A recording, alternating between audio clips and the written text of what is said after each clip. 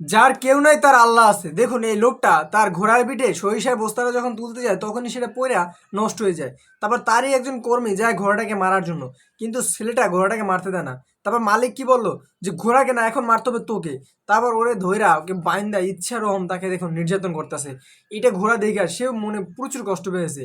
এরপর ওই জায়গায় যারা কাজ করছে সবাইকে বেতন দিয়া মানে মজুরি দিয়ে পাঠায় দিতে আছে কাজের শেষে।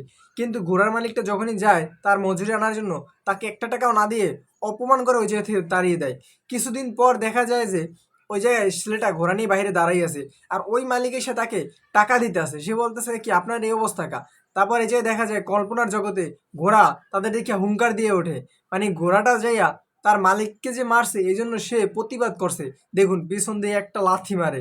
এটা দেখার পর ওই মালিকগুলো তারা সবাই ভয় পেয়ে যায়। মানে এরপর দেখুন তারা বাধ্য হয়ে তাকে টাকা দিয়ে যায়। এটাই বলা হবে যে যার কেউ নাই তার আল্লাহ আছে। আল্লাহর মাধ্যমে কিন্তু ঘোড়া যে তাদেরকে শাস্তি দিয়েছে। কি বলেন আপনারা?